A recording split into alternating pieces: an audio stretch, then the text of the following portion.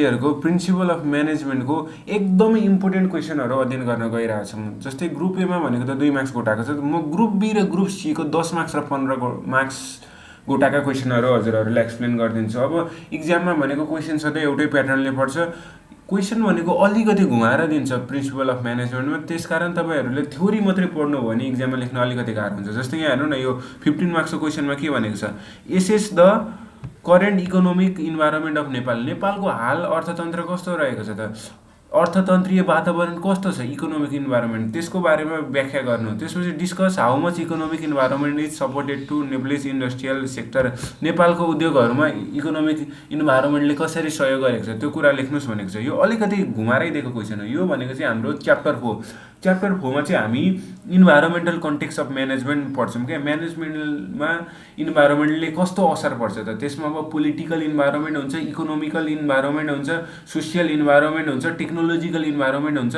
हो ती कुराहरूले चाहिँ म्यानेजमेन्टलाई कसरी असर गर्छन् त्यो विषयमा पढ्ने हो। तर क्वेसन कसरी सोधेको छ इक्जाममा, इकोनोमिक इन्भाइरोमेन्टले नेपालको इन्डस्ट्रीलाई कसरी हेल्प गरेको छ त। अब यो इन्डस्ट्री भनेपछि हाम्रो लास्ट च्याप्टर पनि कनेक्ट हुन्छ क्या। हामी युनिट 11मा चाहिँ management trend and scenario in Nepal पढ्छौँ। अब त्यसमा चाहिँ हामीले नेपालमा सुरुदेखि स्थापना भइआएका उद्योगहरू, उद्योगले नेपालमा कसरी सञ्चालन गरिरहेछन्, तिनीहरूको पोजिटिभ एस्पेक्ट के छ र नेपालमा च्यालेन्जेसहरू के छ, हो त्यो बारेमा पढ्छौँ होइन उद्योगहरूको। यहाँ चाहिँ हामीले इकोनोमिक इन्भाइरोमेन्टले कसरी चाहिँ सहयोग गरेको छ भनेर लेख्नुपर्ने हुन्छ। र यो च्याप्टर 4बाट जहिले पनि 15 मार्क्सको क्वेसन परिराखेको छ। जस्तै यहाँ हेर्नु न, यो 2080मा पनि टेक्नोलोजिकल इन्भाइरोमेन्टसँग सम्बन्धित क्वेसन थियो क्या। Technological enrolment is most important all over the world for the success of organisation. Discuss the statement based on the role of technology in successful operation of the business. अब हामीले chapter 4मा भनेको technological इन्भाइरोमेन्टको बारेमा मात्रै पढ्छौँ, तर question भनेको एकदम comprehensive तरिकाले क्रिटिकल्ली सोधिदिन्छ क्या। यहाँनिर हेर्नु न, तपाईँले सोचेर लेख्ने खालको क्या। अब टेक्नोलोजीले चाहिँ हाल विश्वव्यापी रूपमा डेभलपमेन्टको लागि कसरी सहयोग गरिरहेछ त्यो कुरा लेख्नुपर्छ। अब च्याप्टर 4मा के पढ्नुपर्छ सुरुमा म त्यो देखाइदिन्छु। च्याप्टर 4मा चाहिँ हामीले यसरी इन्भाइरोमेन्टलाई असर पार्ने तत्त्वहरूको बारेमा पढ्छौँ क्या। जस्तै यहाँ हेर्नु न, पोलिटिकल इन्भाइरोमेन्ट, त्यसपछि लिगल इन्भाइरोमेन्ट अनि इकोनोमिक इन्भाइरोमेन्ट। अहिले क्वेसन यसबाटै सोधेको छ, इकोनोमिकल इन्भाइरोमेन्टले चाहिँ नेपालको उद्योगहरूलाई कसरी सहयोग गरेको छ त। अनि त्यसपछि सोसियो कल्चरल इन्भाइरोमेन्ट, टेक्नोलोजिकल इन्भाइरोमेन्टको बारेमा चाहिँ 2080मा सोधेको थियो। त्यसपछि इकोलोजिकल इन्भाइरोमेन्ट, ग्लोबल इन्भाइरोमेन्ट, यिनीहरूको बारेमा पढ्नुपर्छ। अनि अब यो इन्भाइरोमेन्टकै बारेमा पढौँला सुरुमा। अब हामीलाई क्वेसनले नेपालको assess the current economic environment of Nepal भनेको थियो। अब इकोनोमिक इन्भाइरोमेन्टभित्र के कुरा पर्छ त्यही हो क्या, नेपालको current economic position, current economic condition. अब इकोनोमिक इन्भाइरोमेन्टभित्र के कुरा पर्छ त्यो कुरा तपाईँले जान्नुपर्ने हुन्छ। जस्तै इकोनोमिक इन्भाइरोमेन्टभित्र इकोनोमिक सिस्टम पर्छ क्या। सिस्टम भनेको चाहिँ त्यो कसरी काम गर्छ इकोनोमीले त्यो कुरालाई बुझाउँछ यसले, इकोनोमिक सिस्टमले। It determines the degree of the company. अब इकोनोमिक इन्भाइरोमेन्टभित्र सबैभन्दा फर्स्टमा इकोनोमिक सिस्टम छ। इकोनोमिक सिस्टमभित्र चाहिँ अब free market economy, free market economy भनेको चाहिँ दुइटै प्राइभेट पनि हुने, पब्लिक पनि हुने।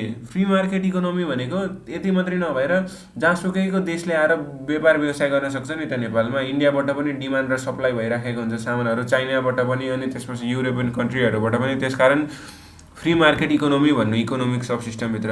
अनि centrally plant economy, centrally plant भनेको यसमा public ownership of the factor of production. अब यो सेन्ट्रली प्लान्ट इकोनोमी छ भनेर भन्नु। अनि त्यसपछि अर्को भनेको चाहिँ मिक्स्ड इकोनोमी। मिक्स्ड इकोनोमी भनेको चाहिँ बोथ प्राइभेट र पब्लिक फ्याक्टर रहेको छ क्या नेपालमा। जस्तै अब नेपाल सरकारका आफ्नै पनि रहेका छन् अब सेवा सम्बन्धी उद्योगहरू, जस्तै नेपाल विद्युत प्राधिकरण भयो, अनि त्यसपछि नेपाल आयल निगम भयो। उसले चाहिँ यो कामहरू आफै गरिराखेको हुन्छ। नि त्यति मात्रै नभएर नेपालमा अब मान्छेहरूले पनि उद्योगहरू सञ्चालन गरिराखेका छन्। त्यसकारण इकोनोमिक सिस्टममा हाम्रो free market economy, centrally plant economy, mixed environment हो। त्यसपछि सेकेन्डमा इकोनोमिक पोलिसी छ नि, यसमा चाहिँ रुल्स रेगुलेसनहरू पढ्छौँ हामी, रुल्स रेगुलेसन अनि नीति नियम। अब यसभित्र मोनिटरी पोलिसी छ। मोनिटरी पोलिसीले मनी सप्लाई, इन्ट्रेस्ट रेट, क्रेडिटसँग डिल गर्छ। अनि सेकेन्डमा फिस्कल पोलिसी छ। फिस्कल पोलिसी चाहिँ ट्याक्सेसन र गभर्मेन्टको खर्चसँग रिलेटेड रहेको छ। यी सबै केमा परिरहेछन् बुझ्नु है, यी सबै भनेको इकोनोमिक इन्भाइरोमेन्टभित्र परेको छन्। अब इकोनोमिक इन्भाइरोमेन्टभित्र के कुरा पर्छ नि, त्यही हो क्या नेपालको इकोनोमिक कन्डिसन पनि, अहिलेको प्रेजेन्ट कन्डिसन। इकोनोमिक पोलिसीमा इन्डस्ट्रियल पोलिसी पनि भनेको छ। इन्डस्ट्रियल पोलिसी भनेको उद्योग कल कारखानासँग सम्बन्धित नीति नियमहरू, अब यहाँनिर लाइसेन्सिङको कुरा पर्छ, अनि त्यसपछि यहाँनिर फ्यासिलिटिजहरू, फोरेन इन्भेस्टमेन्टहरू, टेक्नोलोजी ट्रान्सफरको कुरा उल्लेख गरेको छ। अनि इकोनोमिक कन्डिसनमा चाहिँ अब जिडिपीको अवस्था कस्तो छ, gross domestic product it is the broadest measure of country economy measure गर्ने खतरा सूचकाङ्क भनेकै जिडिपी होइन। अनि इन्फ्लेसनको रेट कस्तो छ, अनि त्यसपछि इम्प्लोइमेन्ट इन्डिकेटर्स भनेको मान्छेहरूले इम्प्लोइमेन्ट कतिको पाएको छन्। अब इम्प्लोइमेन्ट पनि इकोनोमीसँग रिलेसन डाइरेक्ट हुन्छ नि त, ब्यालेन्स अफ पेमेन्ट। यसरी चाहिँ यी चाहिँ इकोनोमिक इन्भाइरोमेन्टभित्र भयो। अब यो यस्तै छ च्याप्टरै, इकोनोमिक इन्भाइरोमेन्टभित्र के कुरा पर्छ त्यो पढ्नुपर्छ। अब यो च्याप्टर पढिसकेपछि यससँग रिलेटेड अन्य इन्भाइरोमेन्ट पनि म बुझाइदिइहाल्छु। अब सोसियो कल्चरल इन्भाइरोमेन्ट यसभित्र के पर्छ जस्तो लाग्छ। अब कल्चर भनेपछि मान्छेहरूको संस्कृतिसँग पर्छ, बिलिफसँग पर्छ, यी कुराहरू पर्छन् यसमा। अब हेर्नु, सोसियो कल्चरल इन्भाइरोमेन्ट भनेको चाहिँ a business is a social system, it conducts its activities in the society. त्यसकारण सोसाइटीबाट इन्फ्लुएन्स हुन्छ क्या। Socio cultural environment is the sum of the all cultural elements that affect the operation of business directly or indirectly. अब यो norms, values, belief, attitude, language, symbols and behaviour सोसाइटीको हुन्छ। अनि त्यसपछि बिजनेसले त्यहीबाट लर्न गर्ने गर्छ। अब जस्तै यहाँ हेर्नु न, एटिट्युड भनेको चाहिँ it is positive or negative concept towards product, person or organisation and other elements. Beliefs are descriptive thought about something, मान्यताहरू क्या, आफूले के कस्तो सोच राखिन्छ। रिलिजियन भनेको त धर्म भइहाल्यो। अनि त्यसपछि ल्याङ्ग्वेज, यी चाहिँ बिजनेसलाई असर पार्ने social cultural environment, equipment, education. अनि त्यसपछि family structure and social organisation. अनि त्यसपछि अब टेक्नोलोजिकल इन्भाइरोमेन्ट पनि छ। टेक्नोलोजिकल इन्भाइरोमेन्ट चाहिँ अब बिजनेसलाई टेक्नोलोजिकल्ली रूपमा कसरी प्रभाव पारिराखेको हुन्छ त्यो कुरा पढिन्छ यसमा। भनेको अब creating new knowledge and translating it into new products, process and materials. Technology has advantage होइन, धेरै एडभान्टेज हुन्छ। त्यस कारणले यसले it affects many parts of society. The important is that early adopters of new technology often achieve higher market shares and on higher returns. अब जुन बिजनेसहरूले चाहिँ सुरुमै टेक्नोलोजी एड्याप्ट गर्छ नि, तिनीहरूले भनेको चाहिँ धेरै नै नाफा कमाउँछ। जस्तै कोरोनाको बेला बिजनेसहरू सबै डिजिटलाइज भएको थियो। सुरुमा एडभर्टाइजमेन्टहरू त्यति डिजिटल्ली गरिँदैन थियो, तर कोरोना पछि मान्छेहरूले अब टेक्नोलोजीको अधिकतम प्रयोग गर्न थाले। त्यसकारण जसले सुरुमै प्रयोग गर्यो तिनीहरूले अहिले धेरै नै नाफा कमाइरहेछन्। अब टेक्नोलोजिकल इन्भाइरोमेन्टभित्र level and nature of technology, अब पेस अफ टेक्नोलोजी, टेक्नोलोजिकल ट्रान्सफरहरू पर्छ। 15 मार्क्समा सोधेको थियो क्या, यही टेक्नोलोजिकल इन्भाइरोमेन्टसँग सम्बन्धित क्वेसन नै हो यो। Technological enrolment is consider most important all over the world for success of an organisation. Discuss the statement based on the role of technology in the successful operation of business. थियो भनेपछि यो technological environment जानेपछि लेखिन्छ नि त। अब तपाईँले यसको answer लेख्दाखेरि टेक्नोलोजीले चाहिँ कसरी सहयोग गरेको छ त्यो कुरा लेख्नु पऱ्यो। जस्तै अब एन्सर लेख्दा यी कुरा लेख्न सकिन्छ। इन्हान्स्ड अपरेसनल इफिसियन्सी, टेक्नोलोजीको प्रयोगपछि इफिसियन्सीहरू बढ्छ। अब यो एआई, आर्टिफिसियल इन्टेलिजेन्स, त्यसपछि कस्टमर रिलेसनसिप म्यानेजमेन्ट सफ्टवेयरहरू हुन्छ। अनि यिनीहरूले चाहिँ हाम्रो वर्कलाई अलिकति इफिसियन्ट बनाइदिन्छन्, प्रोडक्टिभिटी इन्क्रिज हुन्छ, अनि रिसोर्सेसहरू इफिसियन्टली म्यानेज हुन्छ। यो कुरा लेख्नु। इन्हान्स अपरेसनल इफिसियन्सी, तपाईँको काम गर्ने क्षमतालाई बढाइदिन्छ टेक्नोलोजीले। सेकेन्डमा भनेको इम्प्रुभ डिसिजन मेकिङ। अनि अब यो डाटा एनालाइज गर्न सकिन्छ, बिजनेस इन्टेलिजेन्स टुलहरूको प्रयोग गर्न सकिन्छ। त्यसपछि बिजनेस नयाँ ट्रेन्डहरू के भइरहेछ त्यो कुरा एनालाइज गर्न सकिन्छ। त्यसपछि कस्टमर बिहेभियर अनि मार्केट डाइनामिक्सहरू पनि एनालाइसिस गर्न सकिन्छ। त्यसकारण तपाईँको डिसिजन मेकिङमा चाहिँ के हुन्छ, इम्प्रुभमेन्ट हुन्छ टेक्नोलोजीको प्रयोगले। त्यसकारण सेकेन्डमा इम्प्रुभ डिसिजन मेकिङ लेख्न सकिन्छ। अनि थर्डमा के छ, ग्लोबल कनेक्टिभिटी। टेक्नोलोजीले सबै सारा संसारलाई जोडेको छ नि त। Seamless global communication and collaboration. यसपछि यो कोल्याब भइसकेपछि अर्गनाइजेसनहरूले चाहिँ एउटा जियोग्राफीलाई छोडेर अन्य जियोग्राफीमा पनि जान सक्छन्। ग्लोबलाइजेसन हुन्छ, मल्टिनेसनल कम्पनीहरू हुन्छ, जस्तै video conferencing, cloud storage, project management प्लेटफर्महरूले चाहिँ अब यो धेरैवटा अर्गनाइजेसनहरूलाई कनेक्ट गर्न सकेको छ। तिनीहरूको लोकेसन टाढा भए तापनि आज तिनीहरू नजिक छन् यो ग्लोबल कनेक्टिभिटीको कारणले गर्दाखेरि। त्यसकारण टेक्नोलोजीको अर्को इम्पोर्टेन्ट एस्पेक्ट भनेको ग्लोबल कनेक्टिभिटी हो। The global reach allows business to tap into diverse market, build international partnership. अब इन्टरनेसनल पार्टनरसिप पनि हुन्छ। अनि enhance customer experience, technological transformer customer engagement by enabling personalise experiment and improving service delivery. सर्भिसहरू डेलिभरीमा पनि improvement हुन्छ र कस्टमरहरूसँगको जुन दूरी हुन्छ त्यो घट्छ। हामी कस्टमरसँग अझ नजिक हुन्छौँ टेक्नोलोजीको प्रयोगले गर्दाखेरि।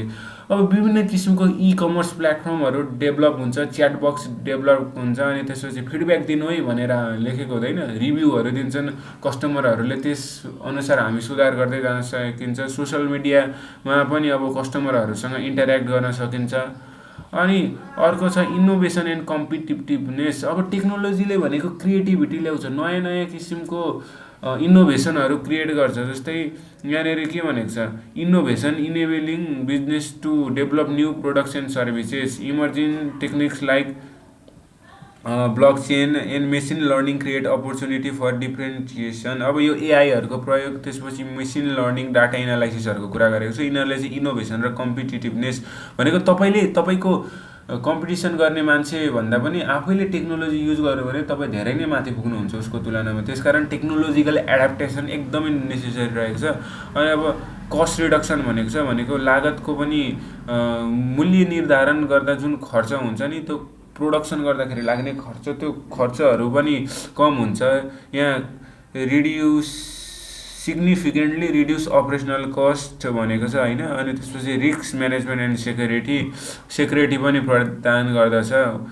डाटा अब डाटा त एकदम एसेन्सियल हो नि त बिजनेसको लागि, त्यही भएर साइबर सेक्युरिटी टेक्नोलोजी चाहिँ एकदम अहिले क्रिटिकल छ। अनि इन्भेस्टमेन्टहरू गरिन्छ, अब त्यसमा रिस्क हुनसक्छ, त्यो सबै म्यानेज गर्न सकिन्छ टेक्नोलोजीको प्रयोगको कारणले गर्दाखेरि।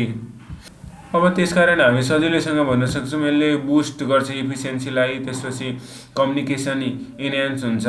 अनि इरर र कस्ट भनेको रिड्युस हुन्छ। Data analytics drive smart decision. अनि त्यसपछि हामी ग्लोबल मार्केटमा पुग्न सक्छौँ। त्यसकारण टेक्नोलोजिकल इन्भाइरोमेन्ट एकदम इम्पोर्टेन्ट छ। अब च्याप्टरमा जुन हामीले यो इन्भाइरोमेन्ट पढ्यौँ नि, यी चाहिँ खासमा यिनीहरूलाई मेनली इन्टर्नल र एक्सटर्नल गरेर डिभाइड गरेको हुन्छ क्या। अब इक्जाममा चाहिँ इन्टर्नल इन्भाइरोमेन्टको बारेमा पनि भन्नु, एक्सटर्नल इन्भाइरोमेन्टको बारेमा पनि भन्नु भनेको छ होइन। अनि इन्टर्नल इन्भाइरोमेन्ट अब business consist of the condition and resources which are internal to an organisation. अब इन्भाइरोमेन्टको इन्टर्नल कम्पोनेन्ट्स भनेको चाहिँ अर्गनाइजेसनको गोल एन्ड पोलिसिज हो। अनि त्यसपछि अर्गनाइजेसनल रिसोर्सेस हो। यी चाहिँ इन्टर्नल इन्भाइरोमेन्टको इलिमेन्ट भयो क्या, अर्गनाइजेसनको कल्चरहरू। अनि जुन हामीले पोलिटिकलहरू पढ्यौँ नि, अनि लिगलहरू पढ्यौँ, इकोनोमिक, सोसियो कल्चरल, टेक्नोलोजिकल पढ्यौँ नि, यी भनेको चाहिँ जेनरल, रिमोट अथवा म्याक्रो इन्भाइरोमेन्ट हुन् क्या। अब यसबाट इन्भाइरोमेन्ट स्क्यानिङ जहिले पनि सोधिराखेको हुन्छ। इन्भाइरोमेन्ट स्क्यानिङ भनेको चाहिँ अब इन्भाइरोमेन्ट एनालाइसिस गर्ने, इन्भाइरोमेन्टबाट जहिले पनि थ्रेट पनि हुनसक्छ, अनि त्यसपछि एडभान्टेज पनि हुनसक्छ, डिसएडभान्टेज पनि हुनसक्छ नि त। अब त्यसकारण त्यसलाई सूक्ष्म रूपमा अध्ययन गर्ने प्रक्रियालाई नै इन्भाइरोमेन्टल स्क्यानिङ भन्छ। Is a detail and micro study of environment. It is normally done when there is a high level of uncertainty in the environment. जस्तै नेपालको इन्भाइरोमेन्ट, अहिले संसारकै इन्भाइरोमेन्ट एकदम अनसर्टेन रहेको छ नि त। त्यसकारण प्रत्येक अर्गनाइजेसनहरूले इन्भाइरोमेन्ट स्क्यान गरिरहनुपर्छ। अनि अब इन्भाइरोमेन्ट स्क्यानिङको तरिकाहरू यहाँनिर लेख्नु भनेको छ। अब यहाँ लेखेको छ executive opinion method, expert opinion method. यसको बारेमा म पछि आउँछु अहिले। अब यो इकोनोमिक इन्भाइरोमेन्टहरू त बुझ्नुभयो नि होइन। यहाँ अर्को चाहिँ हामीलाई how much economic environment is supported to Nepalese industrial sector भन्ने क्वेसन छ क्या। अब यसमा भनेको इकोनोमिक इन्भाइरोमेन्टले नेप्लिज बिजनेसहरूलाई धेरै नै सहयोग गरेको छ। मैले भने नि इकोनोमिक इन्भाइरोमेन्टभित्र भनेको इकोनोमिक प्लान, इकोनोमिक पोलिसिज, अनि त्यसपछि इकोनोमिक सिस्टमहरू पर्छ। त्यस अन्तर्गत धेरै कुरा पढ्यौँ नि अघि हामीले। अब यो क्वेसन नि मैले अघि पनि भने लास्ट च्याप्टरमा हामी नेपालको इन्डस्ट्रीहरूको बारेमा पढ्छौँ नि। अब त्यहाँनेरिको छुट्टै रहेको छ। यो चाहिँ हामीले अब आफै सोचेर लेख्नुपर्ने रहेको छ क्या। यो क्वेसन चाहिँ आफै सोचेर इक्जाममा लेख्ने खालको क्वेसन हो यो। फ्री राइटिङ भनिन्छ नि। लास्टको च्याप्टरमा हामी नेपालमा सुरुदेखि चलिआएका इन्डस्ट्रीहरू र तिनीहरूको प्रेजेन्ट कन्डिसन कस्तो छ त्यो पढ्छौँ। त्यसकारण अब यसलाई लेख्न चाहिँ कसरी लेख्ने त? इकोनोमिक इन्भाइरोमेन्ट कसरी सपोर्टिभ छ? अब सबैभन्दा सुरुमा इन्भेस्टमेन्ट क्लाइमेट भनेको छ क्या। यहाँनिर इन्भेस्टमेन्ट गर्न सक्ने अवस्था छ अरे। अब favourable economic environment attract both domestic and foreign investment which are essential for industrial sector growth. अब जस्तै नेपालमा अहिले इन्डियाबाट आएर पनि मान्छेहरू लगानी गरिराखेका हुन्छन्, चाइनाबाट पनि, अन्य देशहरूबाट जस्तै एडिबीले पनि नेपालमा इन्भेस्ट गरिरहेको छ, एसियन डेभलपमेन्ट ब्याङ्क, वर्ल्ड ब्याङ्कहरू हो, त्यो कुरा लेख्न सकिन्छ। अब यो करेन्ट सिनारियो भनेको छ त्यो चाहिँ हामीलाई चाहिएन। क्वेसनले त हामीलाई यो मात्रै भनेको छ नि त इकोनोमिक इन्भाइरोमेन्ट चाहिँ कसरी सपोर्टिभ छ भन्दाखेरि अब सबैभन्दा सुरुमा नेपालमा यसले इन्भेस्टमेन्ट गर्नको लागि फेभरेबल इन्भाइरोमेन्ट क्रिएट गरिदिएको छ। अनि त्यसपछि सेकेन्डमा इकोनोमिक इन्भाइरोमेन्टले गर्दाखेरि नेपालको इन्डस्ट्रीहरूमा इन्फ्रास्ट्रक्चर डेभलपमेन्टमा हेल्प पुगेको छ, एसिस्ट पुगेको छ होइन। अनि थर्डमा भनेको यो इकोनोमिक इन्भाइरोमेन्टहरूले गर्दाखेरि फाइनेन्समा एसेस भएको छ। अब किन फाइनेन्समा? फाइनेन्स भनेको अब अलिक अर्थसँग रिलेटेड होइन, इकोनोमिक्ससँग रिलेटेड। इन्डस्ट्रीले भनेको अब अलिक राम्रो फाइनेन्सिङ चाहिन्छ। उनीहरूको ट्याक्स बढी उठिराखेको हुन्छ, उनीहरूले सरकारलाई तिर्नुपर्ने रकम बढी हुन्छ। यसको साथसाथै इन्डस्ट्रीलाई भनेको विभिन्न किसिमको कम्प्लिकेसनहरू हुन्छ नि त। अब त्यो इकोनोमिक इन्भाइरोमेन्टले चाहिँ हामीलाई सजिलो बनाइदिएको छ, फाइनेन्समा एसेस दिएको छ। अनि त्यसपछि मार्केट डेभलपमेन्टमा पनि इकोनोमिक इन्भाइरोमेन्टले फाइदा पुऱ्याइदिएको छ नेपालको इन्डस्ट्रीहरूलाई, लेख्न सक्नुहुन्छ। अनि अर्को पोलिटिकल स्टेबिलिटी एन्ड इन्स्टेबिलिटी भनेको छ, यो परेन। ट्रेड एन्ड एक्सपोर्ट प्रमोसन, ट्रेडहरूमा पनि सहयोग गरिदिएको छ इकोनोमिक इन्भाइरोमेन्टले। ओपन ट्रेड छ, मिक्स्ड इकोनोमी छ, अघि जुन पढ्यौँ नि हामीले। अनि लेबर एन्ड ह्युमन क्यापिटल, जस्तै अब स्किल एन्ड प्रोडक्टिभ वर्कफोर्स पनि उत्पादन गरिदिएको छ भन्न सकिन्छ इकोनोमिक इन्भाइरोमेन्टको दिएर। यहाँनिर चाहिँ अब इस्युहरू देखाएको छ। अब यसरी नै लेख्ने हो यो। अब यसपछिको क्वेसनहरू चाहिँ एकदम सजिलो छ क्या, थ्योरी नै हो। अब यो चाहिँ अलिकति सोचेर लेख्नुपर्ने थियो। Delegation of authority to lower level seems difficult in Nepal, critically evaluate the statement relating to obstacle for delegation of authority बुझ्नु पर्यो तपाईँले सानो सुरुमा। नेपालमा चाहिँ डेलिगेसन अफ अथोरिटी चाहिँ एकदमै अप्ठ्यारो छ अरे लोवर लेभलमा। यो कुरालाई एनालाइसिस गर्नु भनेको छ। अब अब्स्ट्याकल थाहा हुनु पऱ्यो डेलिगेसन अफ अथोरिटीको। त्योभन्दा पहिले त डेलिगेसन सिम्पली बुझ्नु पऱ्यो नि। अब डेलिगेसन अफ अथोरिटी भनेको चाहिँ granting of authority to subordinates to operate within the prescribe rule, अधिकार दिने क्या। अब डेलिगेसन र डिसेन्ट्रलाइजेसन उस्तै सुनिन्छ। डिसेन्ट्रलाइजेसनको बारेमा एकछिनमा भन्छु। डेलिगेसन भनेको चाहिँ एउटा निश्चित रुल्स रेगुलेसनभित्र रहेर काम गर है भनेर अधिकार दिने प्रक्रियालाई चाहिँ डेलिगेसन भन्छ क्या। ग्रान्टिङ अफ अथोरिटी अब भनेपछि नेपालमा त अब यो अधिकार दियो भने गाह्रै हुनसक्छ होइन। त्यही कुराले उल्लेख गर्नु भनेको छ। अब सानो सुरुमा यहाँ डेलिगेसन अफ अथोरिटीलाई अझै बढी बुझ्न फिचर्स हेर्नु। डेलिगेसन अफ अथोरिटीमा सबै अथोरिटी चाहिँ दिँदैन क्या, उसले केही निश्चित मात्रै दिन्छ। अब सबै दियो भने फेरि आफूभन्दा तल्लो तहको सबअर्डिनेट्स नै पावरफुल हुन्छ, त्यसकारण उसले सबै अथोरिटी चाहिँ दिँदैन। इनहेरेन्ट अथोरिटी अन्ली भनेको छ रिप्रेजेन्टेसन अफ द सुपेरियर। अब तल्लो मान्छेले माथिल्लो व्यक्तिले तल्लो व्यक्तिलाई अधिकार दिन्छ नि, त्यो तल्लो व्यक्तिले चाहिँ माथिल्लो व्यक्तिलाई रिप्रेजेन्ट गर्छ क्या। सबअर्डिनेट्सलाई यदि बोसले दियो भने त्यो सबअर्डिनेट्सले बोसलाई रिप्रेजेन्ट गर्छ, representation of the superior. Delegation for organisational purpose, यो चाहिँ सङ्गठनकै हकहितको लागि चाहिँ डेलिगेसन गर्ने गरिन्छ। अनि रिस्टोरेसन पनि हुन्छ। डेलिगेसन चाहिँ ल मैले तिमीलाई अधिकार दिएँ, अब त्यो अधिकार म फेरि फिर्ता ल्याएँ, अब चाहिँ तिमी सुरुकै अवस्थामा आऊ है भन्न सकिन्छ। अनि balance of authority and responsibility. अनि त्यसपछि no delegation of full responsibility, सबै त कसले डेलिगेट गरिदिन्छ? सबै डेलिगेट गरिदिन थाल्यो भने तल्लो तहका कर्मचारीहरूले राजा भइहाल्यो नि। अब एडभान्टेजेस हेर्नु है, यो डेलिगेसनले हामीलाई क्वेसनले चाहिँ सोधेको अब्स्ट्याकल हो होइन, सुरुमा एडभान्टेज पनि पढिदिइराखौँ न। अब अब्स्ट्याकल सोध्छ भने इक्जाममा एडभान्टेज पनि सोध्न सक्छ। Reduces the workload of the manager, म्यानेजरले अब आफूभन्दा तल्लो तहको कर्मचारीलाई अधिकार दिइसकेपछि उसको कामको बोझ अलिक घट्ने हुन्छ क्या, उसको तल्लो तहको कर्मचारीले पनि काम गरिदिन थाल्दछ। त्यसकारण reduces the workload of the manager, म्यानेजरले अर्गनाइजेसनभित्र भनेको उसले धेरै कुरालाई हेर्नुपर्छ नि त, प्रत्येक डिपार्टमेन्टमा हेर्नुपर्छ र उसले एउटा डिपार्टमेन्ट कुनै व्यक्तिलाई जिम्मेवारी दिइदियो भने उसलाई अलिकति सजिलो हुन्छ। अनि helpful to get benefits of specialisation, अब एउटै व्यक्तिले प्रत्येक डिपार्टमेन्टलाई हेर्न अप्ठ्यारो भइराखेको बेलामा उसले डेलिगेट गरिदियो भने त स्पेसियलाइजेसन हुन्छ नि त, प्रत्येक डिपार्टमेन्टले स्पेसियल फोकस पाउन थाल्छ नि त। अनि त्यसपछि अर्को छ इम्प्रुभ मोटिभेसन एन्ड प्रोडक्टिभिटी, यदि बोसले अधिकार तल्लो तहको कर्मचारीलाई दियो भने त्यो कर्मचारी खुसी पनि हुन्छ, उत्प्रेरित पनि हुन्छ। अनि अब एकदम सजिलो रहेको छ यो, offer chances for training and development, ट्रेनिङहरू पनि पाउँछन् अब तल सबअर्डिनेट्सहरूले, ग्रोथ र एक्सपेन्सन पनि हुन्छ। अब सबअर्डिनेट्सले पनि काम गरिदिन थाल्छ रेस्पोन्सिबिलिटी पाइसकेपछि, त्यस कारण ग्रोथ र एक्सपेन्सन भइहाल्यो। अनि अर्को सबैभन्दा बेस्ट एडभान्टेज भनेको नि यहाँनिर क्विकर एन्ड बेटर डिसिजन हुन्छ क्या।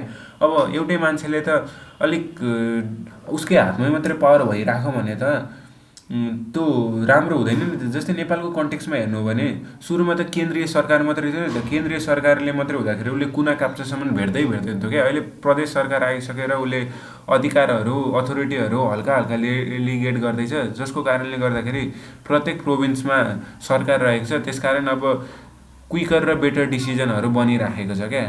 अनि ल्याक अफ कन्ट्रोल पनि भनिरहेको छ, यो एडभान्टेजमा किन हालिदिएको कुनै ल्याक अफ कन्ट्रोल। अब मेन भनेको हामीले चाहिँ अब्स्ट्याकल पढ्ने क्या। अब्स्ट्याकल नेपालमा रिलक्टेन्ट टु डेलिगेट भनेको डेलिगेट गर्नै मान्दैन क्या माथिल्लो तहको व्यक्तिले, रिलक्टेन्ट भनेको उसले नमान्नु। अब माथिल्लो तहको व्यक्तिले के सोच्ला, यसलाई आफूभन्दा तल्लोकोलाई अधिकार दियो भने त आफ्नो त कामै नहुने हो नि त, त्यसकारण उसले दिन नखोज्ला। Fear of losing importance and control, यो अब आफ्नो अधिकार अरूलाई दिइसकेपछि त आफ्नो इम्पोर्टेन्स हराउला, आफूलाई त्यति एटेन्सन नदेला, अनि त्यसपछि आफूले सुरुको जसरी कन्ट्रोल गर्न नसकिएला भन्ने डर हुन्छ। त्यसकारण सेकेन्डमा भनेको fear of losing importance and control छ। थर्डमा भनेको ल्याक अफ प्रोपर ट्रस्ट, अब प्रोपर ट्रस्ट भएन भने पनि डेलिगेसन गर्दैन क्या। अब यसलाई त अधिकार दिउँला तर यसले नराम्रो तरिकाले काम गरिदिने हो कि, त्यसपछि अर्गनाइजेसन गोलै एचिभ नगरिदिने हो कि, गोलबाट यो डाइभर्ट हुने हो कि, गोल एटेन्ड गर्न नसक्ने हो कि भनेर ट्रस्टै छैन, म्यानेजरले आफ्नो सबअर्डिनेट्सलाई ट्रस्टै गर्दैन भने पनि हाम्रो के हुन्छ, डेलिगेसनमा अप्ठ्यारो हुन्छ। नेपालमा पनि त्यही भएको, यही कुराहरू लेख्ने हो। नेपालको कन्टेक्समा पनि सन्ने सुरुमा reluctant to delegate, fear of losing importance and control, lack of proper trust.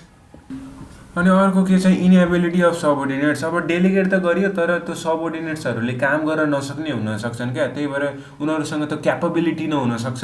Inability of सबअर्डिनेट्स पनि पऱ्यो।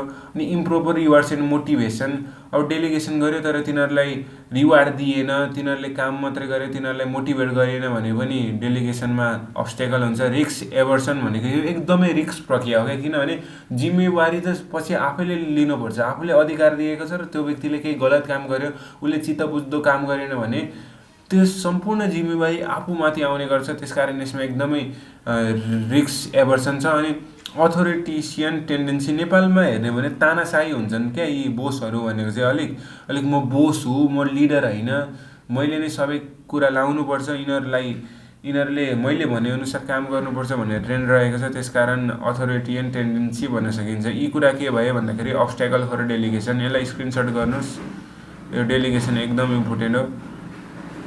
अनि त्यसपछि अब म अलिकति यो अब्स्ट्याकललाई कसरी हटाउने कुरा छ त्यो पनि भनिदिइहाल्छु। अब अब्स्ट्याकललाई हटाउने सुरुमा के छ, understand the need and objective for delegation, delegation किन चाहिन्छ त्यो कुरा बुझ्ने। अनि त्यसपछि develop confidence and motivation in the सबअर्डिनेट्सहरूमा भनेको अब कन्फिडेन्स लगाइदिने, त्यसपछि उनीहरूलाई मोटिभेट गरिदिने, ल तिमी यो डेलिगेट गरेको अथोरिटीहरू तिमी ह्यान्डल गर्न सक्छौ, तिमी पनि यो काम गर्न सक्छौ भनेर उनीहरूलाई मक्ख पारिदिने, कन्फिडेन्स दिने।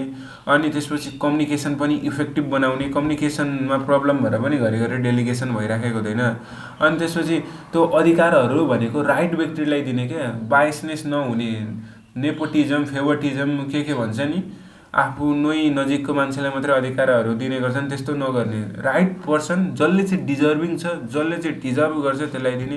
अनि क्ल्यारिफाई टास्क थ्रु ट्रेनिङ, त्यो व्यक्तिलाई ट्रेनिङ प्रदान गर्ने। Create balance of authority and responsibility. Motivation, यो चाहिँ हाम्रो के हो भन्दाखेरि अब्स्ट्याकल अफ डेलिगेसन प्रोसेसलाई कसरी इलिमिनेट गर्ने त्यो कुरा हो। अनि डेलिगेसन जस्तै अर्को मैले अघि भनेको थिएँ डिसेन्ट्रलाइजेसन। डिसेन्ट्रलाइजेसन भनेको चाहिँ हाम्रो यो सेन्ट्रलाइजेसनको ठ्याक्कै उल्टो हो क्या। Decentralisation may be define as the dispersion or distribution of function and power from central authority to regional and local authority. यो चाहिँ केन्द्रीकरण र विकेन्द्रीकरण भन्छ। केन्द्रीकरण भनेको एक ठाउँमा केन्द्रित हुने, यसरी यो पोइन्टमा केन्द्रित भयो भने यसलाई केन्द्रीकरण भन्छ। विकेन्द्रीकरण भनेको यो पोइन्टदेखि यसरी यता गयो, यता गयो भने यसलाई चाहिँ डिसेन्ट्रलाइजेसन भन्छ क्या। डिसेन्ट्रलाइजेसनको सबभन्दा बेस्ट इक्जाम्पल भनेको नेपालको प्रोभिन्सहरू हो क्या। अनि अब यसको पनि सेम उतो जस्तै रहेको छ, डेलिगेसन अफ अथोरिटीको जस्तै रहेको छ होइन, डिसएडभान्टेजहरू, तर अलिकति फरक छ। यो स्क्रिनसट गर्नुहोस्। अब तपाईँले यो सजिलैसँग लेख्न सक्नुहुन्छ। अनि 19 नम्बरमा WhatsApp of leadership is essential to Nepalese business organisation भनेको छ। यो भनेको चाहिँ हाम्रो लिडरसिप एन्ड मोटिभेसनबाट सोधेको हो क्या। अब नेपालमा कस्तो किसिमको लिडरसिप चाहिन्छ भनेको छ। अब लिडरसिपमा हामीले पढेको थियौँ डेमोक्रेटिक लिडरसिप, अटोक्रेटिक लिडरसिप र फ्री लेजियन लिडरसिप स्टाइल। त्यसको मैले छुट्टै भिडियो बनाएको छु, त्यहाँ गएर हेर्न सक्नुहुन्छ, यो प्लेलिस्टमा छ मेरो। अनि अब यो 13 नम्बरमा यो 10 मार्क्सको हो है। Describe the reward system that are use to motivate performance. अब यो पनि मोटिभेसन च्याप्टरमै रहेको छ, यो चाहिँ म तपाईँहरूलाई देखाइदिन्छु। यहाँनिर रिवार्ड सिस्टमको बारेमा बताउनुहोस् भनेको छ क्या, मोटिभेट गर्नको लागि रिवार्ड सिस्टम। अब इक्जाममा क्वेसन भनेको मोटिभेसन कसरी गर्नुहुन्छ पनि सोध्छ होइन। अनि मोटिभेसन कसरी गर्नुहुन्छ अथवा रिवार्ड कसरी प्रयोग गर्नुहुन्छ। अब यहाँ स्ट्राटेजिज फर मोटिभेटिङ इम्प्लोइज अन्तर्गत पर्छ क्या।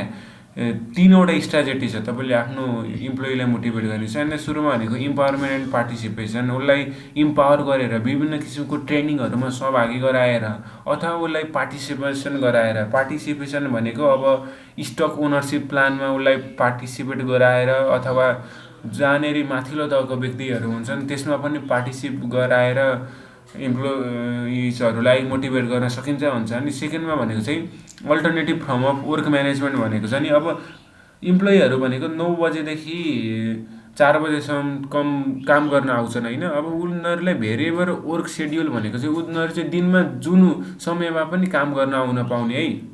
तिमी बिहानै आएर 6 बजेदेखि 12 बजेसम्म पनि काम गर्न सक्छौ, अथवा तिमी 9 बजेदेखि 4 बजेसम्म पनि काम गर्न सक्छौ, अथवा राति पनि काम गर्न आउन सक्छौ भन्नु भने त्यो चाहिँ भेरिएबल वर्क सेड्युल हुन्छ क्या। यस्तो गर्दाखेरि इम्प्लोइ खुसी हुन्छ, किनभने उसको अब विभिन्न किसिमको कामहरू परेर सकिरहेको हुन्छ, अथवा पार्ट टाइम जब पनि हुनसक्छ। त्यसकारण भेरिएबल वर्क सेड्युल छ। फ्लेक्सिबल वर्क सेड्युल भनेको पनि अब यो वर्क सेड्युल यस्तै फ्लेक्सिबल बनाउने, इम्प्लोइलाई सजिलो हुने गरी। अनि जब सेयरिङ भनेको